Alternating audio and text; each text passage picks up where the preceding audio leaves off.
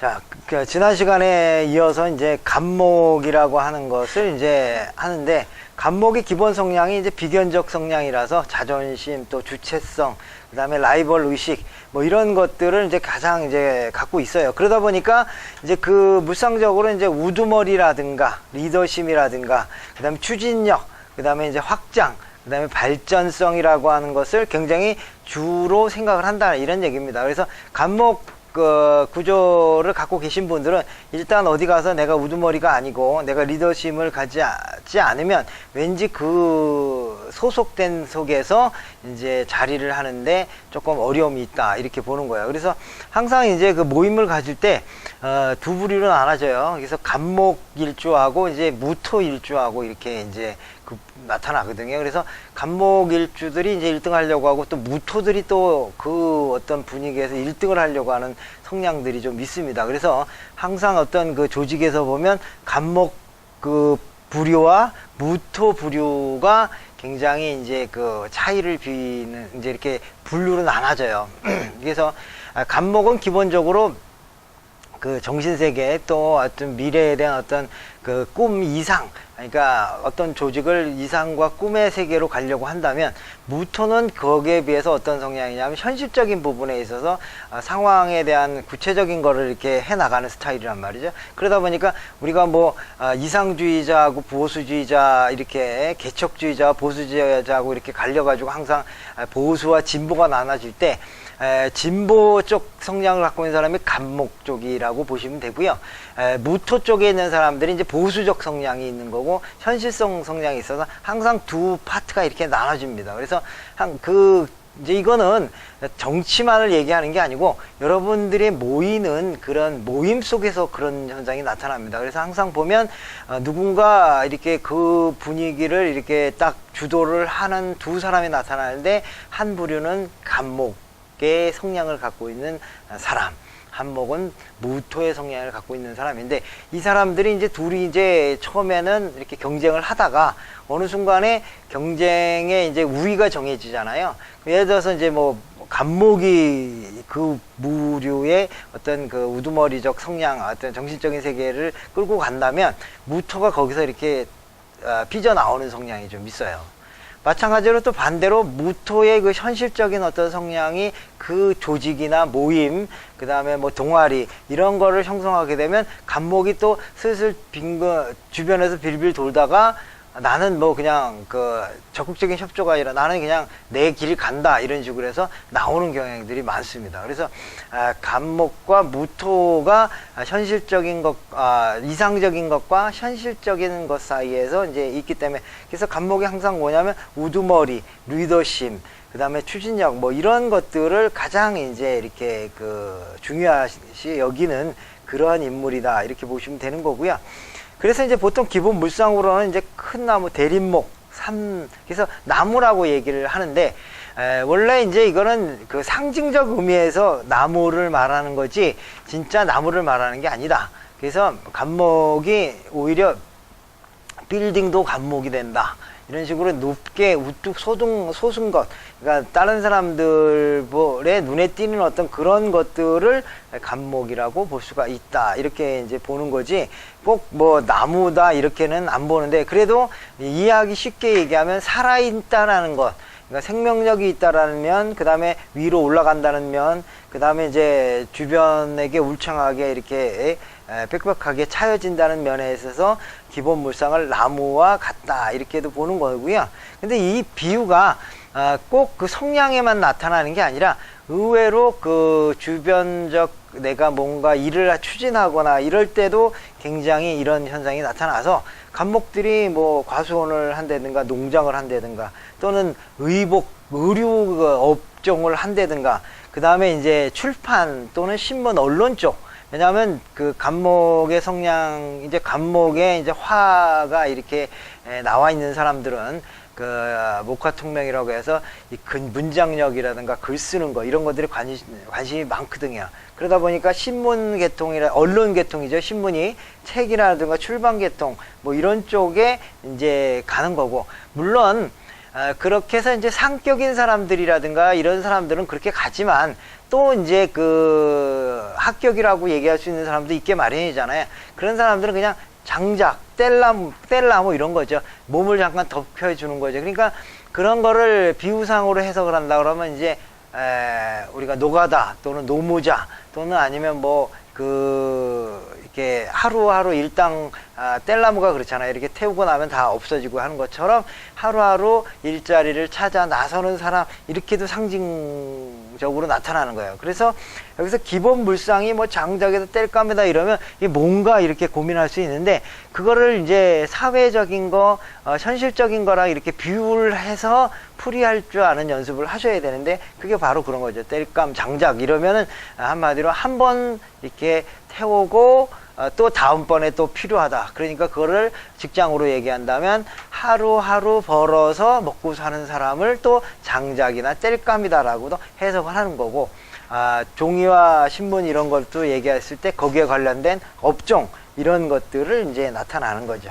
그래서 성격적인 부분에 있어서는 굉장히 의욕적이고 활달하고, 그러면서 정신적으로 이제 아주 성장을 한다던가 이러는데, 그 중에서도 이제 인이라고 하는 글자에 대해서 이제 한번 신경을 써주셔야 되는데, 인자하다라는 말을 쓰잖아요. 그래서 그때 이제 뭐 인이라는 게 여러 가지 뜻이 있지만, 그래도 측은지심이 많다. 즉, 불쌍하게 여기는 사람이 많다. 내가 갖고 있든 없든, 원래 이제 나무라는 게 생명력이고, 또 이렇게 되다 보면, 기본적으로 나무가 이 주변에 그늘을 마련해줘서 시원하게 쉴 수 있게끔 해준다든가, 뭐 사실 그거는 딴 사람에게 뭐 와서 쉬는 거지 자기한테 도움되는 건 아무것도 없거든요. 그와 마찬가지로 그런 거를 비유적으로 얘기한다면, 다른 사람을 이제 정이 많고 그다음 다른 사람들을 이렇게 불쌍히 여기는 마음이 많기 때문에, 그래서 이제 간목의 형상을 이제 인의 형상으로 이렇게 이제 표현을 하다, 이렇게 얘기합니다. 그래서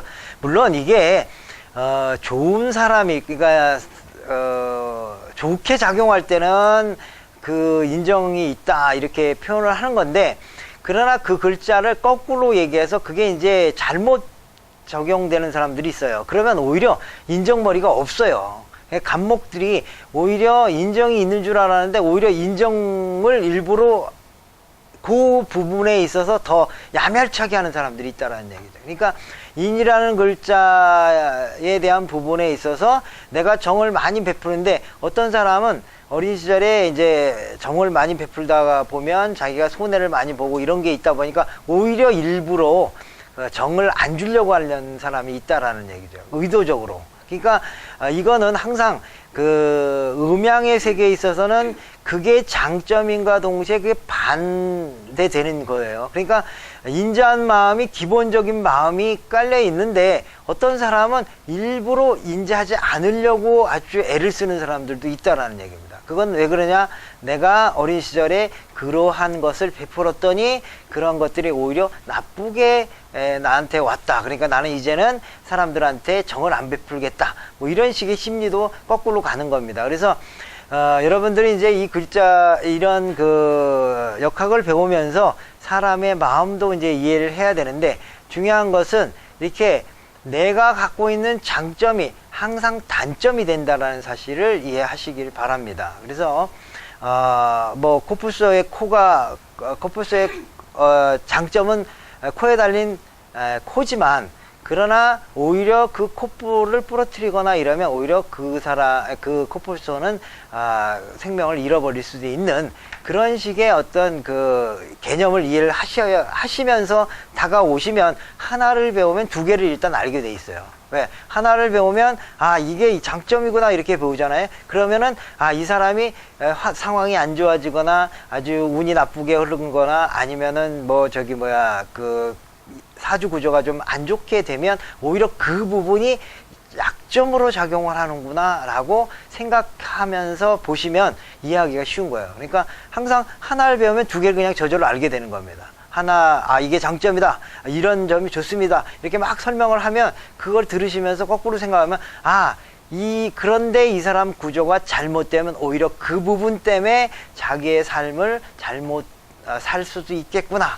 그 부분이 그 사람을 어렵게 만드는구나, 이런 거 있죠. 정이 많다 보니까 사람들의 아주 인기를 얻거나 사람들의 이렇게 도움을 받아서 잘 되는데, 오히려 잘못되면 어떤 선생님은 정이 많기 때문에 돈을 잃어버린다든가 아니면은 삶을 살아가는 데서 무시를 당한다든가 뭐 이런 식의 거꾸로 작용도 한다라는 것이 항상 그 음양학의 기본이 된 사주 명리의 기본이에요. 그러니까 항상 이걸 배우실 때, 글자 몇 자 안 되는 거 가지고 무슨 얘기를 그렇게 할 게 많습니까? 이렇게 얘기를 하는데, 그게 아니라 그 한 글자를 배움으로 인해서 그 반대되는 글자를 이해하시고, 또 거기서 또 파생되는 글자들이 있어요.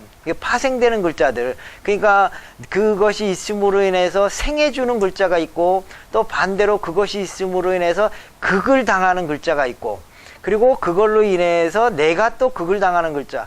그렇게 이제 따져보면 최소한 그게 4개, 5개가 되는 거예요. 거기에다가 또 음양이 나눠지면 10개가 되는 거고. 이런 식으로 하나의 그 개념이 생기면 그거에 반대되는 것, 또 그것에 충이 되는 상황, 극이 되는 상황, 또 그 다음에 이제 오히려 남을 생해줘야 되는 상황, 아니면 누군가에게 생을 받아야 되는 상황, 이러한 입체적인 상황들이 이렇게 남으로 인해 갖고 하나를 5개, 10개로 불려서 써먹을 수가 있는 겁니다. 근데 그 생각을 안 하고 그냥 하나 배워주면 그냥 하나다 이렇게만 생각하고, 그러면 딴 건 어떻게 얘기해요? 그러면 얘기가 안 된다, 이런 얘기입니다. 그래서 항상 사주 명리를 배우실 때는, 물론 이제 여러분들은 이제 어느 정도 공부를 하셨으니까 그런 이제 뭐 외우기 급복하기보다는 항상 그 반대되는 것, 그 다음에 또 거기서 내가 생해줘야 되는 것, 내가 거꾸로 극제당하는 것, 그 다음에 누군가 나를 생해줌으로 해서 그 사람이 힘들겠구나, 또 이런 것도 알아야 되는 겁니다. 그런 식으로 파악을 하다 보면 종합적으로 알 수 있다, 이런 얘기입니다. 그래서 목이 갖고 있는 특성은 또 굉장히 많습니다만은, 그래도 이제 그 특성에 대한 부분을 이해를 하면은 그걸로 또 이제 부수적인 어떤 것들도 많이 알 수가 있다, 이렇게 보는 겁니다. 그래서 우선 이제 그러니까 간목을 이제 뽑으면, 일주론에서 보면 간목은 이제 기본적으로 간목이 하나 이렇게 있잖아요. 그러면은 이제 일주론이 보통은 자축인묘 진사오미 이렇게 쭉 있어야 되잖아요. 축, 인, 묘, 진, 사, 오, 미, 신, 유, 슬, 해, 이런 식으로 이제 있을 때, 항상 이제 양간은 양간끼리 이렇게 되는 거잖아요. 그래서 자, 인, 진, 그 다음에 오, 신, 술, 이렇게 이제 외우셔야 돼요. 보통 이제 양간은 자, 인, 진, 오, 신, 술 이렇게 되는 거고, 음간은 축, 묘, 사, 미, 유, 해 이런 식으로 이제 되는데, 이게 이제 그러다 보니까 결국 뭐냐면 자 밑에 축은 못 온다라는 사실이잖아요. 그렇기 때문에 이 축이 못 오는, 간목 밑에는 축이 못 온다, 이런 얘기죠. 간목 밑에는 묘는 못 온다. 이러한 형상도 우리가 생각해 볼 때는 이해를 하셔야 되는 부분이 있어요. 그러면 요거를 이해하면 나중에 가서 이 구조에 있어서의 이것이 축이라는 것, 묘라는 것, 사라는 걸 목가짐으로 해서 갖는 어떤 새로움들이 또 있는 거기 때문에, 요 양간은 자, 인진, 오, 신, 술이라고 하는 그것만 6개만 가질 수 있다. 요것만 알아도 또 이제 여기서 갖는 또 아주 새로운 의미들을 알 수가 있는데, 가장 이제 우선 제일 먼저 나오는 육식갑자의 최초의 갑자는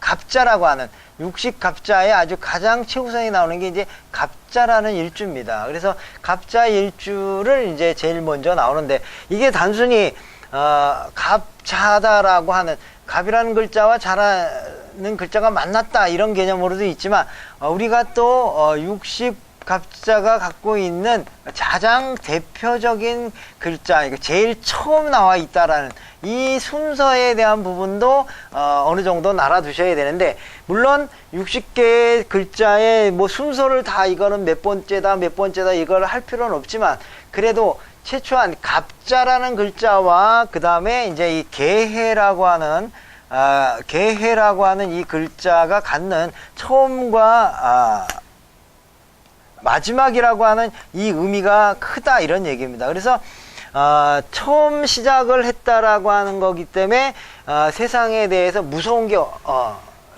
게 없는 그러한 상황이 될 수도 있다, 이렇게 보는 건데, 자, 이제